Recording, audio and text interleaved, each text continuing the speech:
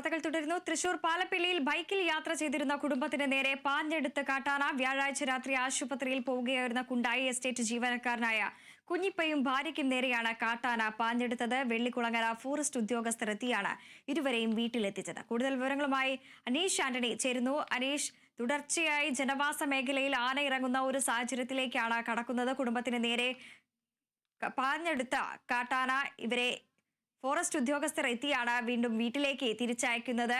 ഇതാണ് വാർത്തയുടെ വിശദാംശങ്ങൾ. തലനാരിഴക്കാണ് ഈ കുടുംബം ഇന്നലെ രാത്രി കാട്ടാനയുടെ മുന്നിൽ നിന്ന് രക്ഷപ്പെട്ടത് എന്ന് വേണം പറയാൻ. ഈ പാലപ്പള്ളി മേഖല ആനയുടെ ആക്രമണം ഒരു പുതുമയുള്ള കാര്യമല്ല.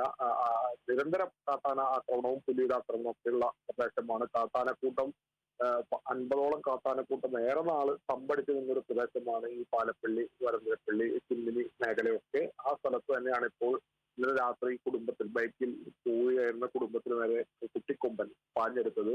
പാലപ്പള്ളിയിൽ വെച്ചായിരുന്നു ഈ സംഭവം ഉണ്ടായത്. കുണ്ടായി എസ്റ്റേറ്റിലെ ജീവനക്കാരനായ കുഞ്ഞിപ്പയും ഭാര്യയും കുട്ടിയും കൂടിയാണ് ബൈക്കിൽ പോയത്. കുട്ടിക്ക് അസുഖമായതിനാൽ ആശുപത്രിയിലേക്ക് പോവുകയായിരുന്നു രാത്രിയിൽ.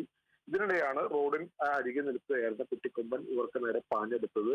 ഭാഗ്യം കൊണ്ട് മാത്രമാണ് ഇവർ ഒഴിഞ്ഞു മാറിയതിനാൽ രക്ഷപ്പെട്ടത്. ഇവരുടെ ബൈക്കിന് 5 മീറ്റർ അടുത്ത് വെച്ചായിരുന്നു ഇത്തരത്തിലൊരു ആന ആക്രമിക്കാൻ ഇവരെ ശ്രമിച്ചത്.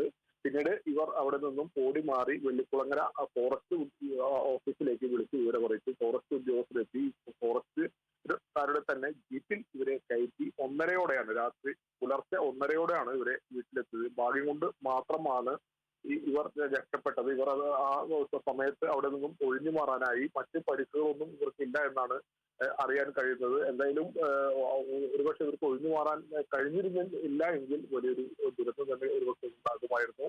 ഭാഗ്യം കൊണ്ട് അത്തരത്തിലൊരു അനിഷ്ട സംഭവങ്ങളെല്ലാം ഒഴിവായി. ഇവർ കൃത്യമായി അവിടെ നിന്നും മാറാനായി പാഞ്ഞെടുക്കുക മാത്രമാണ് ഉണ്ടായത്.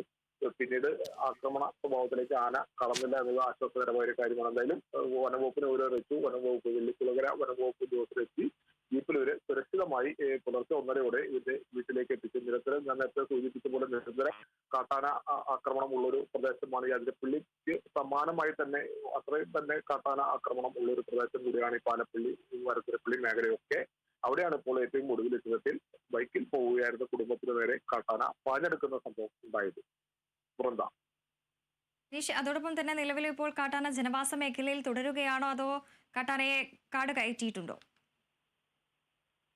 കാട്ടാന ജനവാസ മേഖലയില്ല, കാട് കയറിപ്പോയി എന്നാണ് നമുക്ക് അറിയാൻ കഴിയുന്നത്. പക്ഷേ ഈ വനത്തിന്റെ നടുവിലൂടെയൊക്കെ പോകുന്ന വഴി റോഡ് കൂടിയാണ്. അതുകൊണ്ട് തന്നെ കാട്ടാനകൾ എപ്പോഴും വരാമെങ്കിലും തിരികെ ഇറങ്ങാവുന്ന ഒരു പ്രദേശമാണ്. ഞാൻ നേരത്തെ പറഞ്ഞു, നാളുകളായി ഈ മേഖലയിൽ 50ഓളം വരുന്ന കുട്ടിയാനകൾ ഉൾപ്പെടെ 50ഓളം വരുന്ന കാട്ടാനകൾ നിരന്തരം സ്ഥിരമായി തമ്പടിച്ചിരുന്ന ഒരു സ്ഥലം കൂടിയാണ്. ഇപ്പോൾ ആ ആനക്കൂട്ടം ഇപ്പോഴും ആ പ്രദേശത്തൊക്കെ തന്നെ കാണും. വലിയ രീതിയിൽ നമ്മൾ ഉൾപ്പെടെയുള്ള മാധ്യമങ്ങൾ അതെല്ലാം വാർത്ത നൽകിയ ഒരു സംഭവമാണ്. കാട്ടാന ആക്രമണം അടിക്കടി ഉണ്ടാകുന്നതാണ്. കാട്ടാന മാത്രമല്ല പുലിയുടെയും ആക്രമണമുള്ള പ്രദേശമാണ്. നിരന്തരം പശുക്കുട്ടികളെയും മറ്റും ആക്രമിച്ച് കൊലപ്പെടുത്തുന്ന വാർത്തകൾ അടിക്കടി വന്നുകൊണ്ടിരിക്കുന്ന ഒരു മേഖല കൂടിയാണ് ഈ പാലപ്പള്ളി മേഖല. അവിടെയാണ് ഇപ്പോൾ ഇത്തരത്തിൽ കുടുംബത്തിന് നേരെ കാട്ടാന പാഞ്ഞെടുക്കുന്ന ഒരു സംഭവം ഉണ്ടായത്.